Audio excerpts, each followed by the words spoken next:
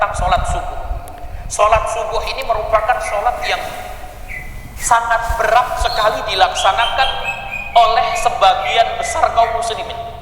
Kita katakan oleh sebagian besar kaum muslimin. Kenapa? Ketika datang waktu subuh dan kita melihat masjid-masjid yang ada, kira-kira masih banyak mana Bapak Ibu yang dimuliakan Allah yang sholat di masjid atau yang kemudian tidak sholat? Masih banyak yang tidak sholat. Di masjid paling kalau subuh berapa? 1 shop, 2 shop, 3 shop gitu ya. Itu sudah lumayan banyak. Kenapa? Karena sholat subuh ini yang merupakan sholat yang kemudian memiliki beban yang sangat berat bagi sebagian orang. Tidak mudah melaksanakan sholat subuh ini. Apalagi kemudian kalau malamnya hujan deras, gitu, ya seperti sore hari ini hujan, ya, apalagi di Karanganyar, masya Allah tadi hujannya deras sekali. Ya, kemudian semalam suntuk hujan, ya kemudian waktu subuh pun masih hujan.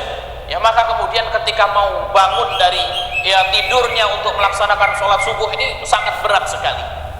Ya, maka Bapak Ibu yang dimuliakan Allah Subhanahu wa taala, orang-orang yang mampu melaksanakan sholat subuh dan dikerjakan berjamaah di masjid, mereka itu adalah orang-orang yang sangat kuat. Kenapa kita katakan sangat kuat? Para pemuda-pemuda kita itu mampu mendaki gunung Tanggapus yang tingginya sekitar 2100 meter.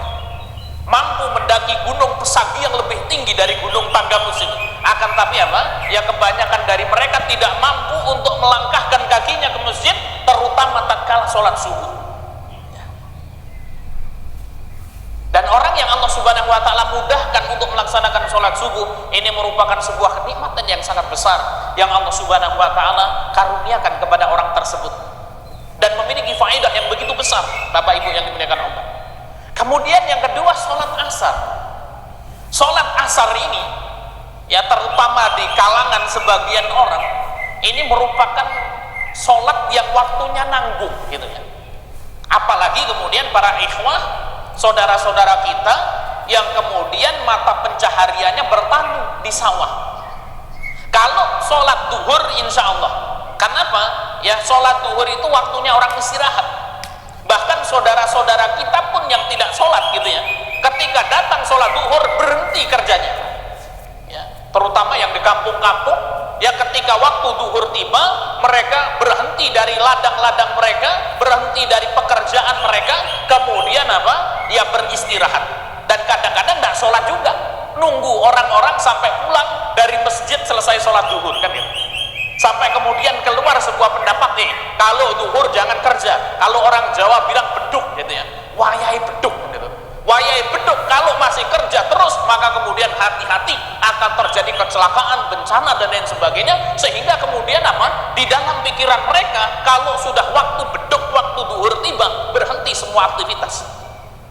Dan biasanya makan ya dan lain sebagainya. Akan tetapi ketika waktu asar gitu ya, sawahnya jauh, Bapak Ibu yang dimuliakan Allah Subhanahu wa taala, waktunya ya tandur kalau orang Jawa bilang, waktunya matun gitu ya, waktunya ngeluku garu kan gitu ya. Kemudian terdengar azan asar, Allahu Akbar, Allahu Akbar, masih lepat-lepat kan gitu ya.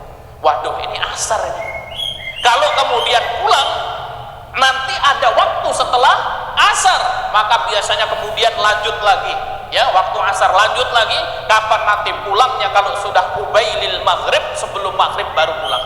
Kenapa? Karena waktu asar ini adalah waktu yang nanggung ya, sehingga pulang sebelum maghrib ya, pulang ke rumah, setelah pulang ke rumah mandi ya, setelah mandi bersih-bersih, makan, ngopi dulu lagi pula kan gitu ya, kemudian makan gorengan ya, sholat asar.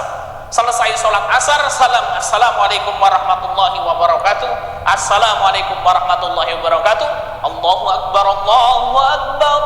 Datang waktu maghrib ya, biasanya sholat asarnya dijamak dengan maghrib ya, Bapak Ibu yang dimuliakan Allah Subhanahu wa taala. Dan naudzubillah kadang-kadang ada yang terlewatkan sholat asar tersebut ya.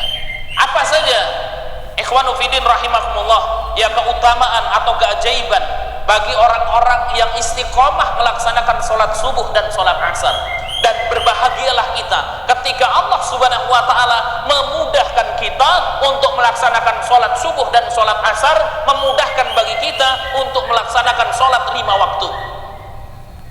Karena rizki yang Allah Subhanahu wa ta'ala berikan kepada kita itu bukan hanya berupa materi, bukan hanya duit saja Bapak Ibu yang dimuliakan Allah. Kemudahan yang Allah Subhanahu wa ta'ala berikan kepada kita untuk melaksanakan sholat 5 waktu, untuk melaksanakan ibadah-ibadah yang Allah perintahkan, itu juga merupakan rizki dari Allah Subhanahu wa ta'ala yang begitu besar. Nanti kalau kita mengetahui keutamaan sholat subuh dan sholat asar saja, ini Bapak Ibu yang dimuliakan Allah, ini keutamaannya begitu besar sekali. Bahkan kalau ada duit 1 triliun itu tidak mampu mengalahkan keutamaan sholat subuh dan sholat asar ini ya. Kenapa? Karena saking luar biasanya keutamaannya. Jangankan duit 1 triliun Bapak Ibu, seluruh isi dunia ini ditukar dengan manfaat dan faedah sholat subuh dan sholat asar, tidak akan mampu kemudian menandingi besarnya keutamaan sholat subuh dan sholat asar ini.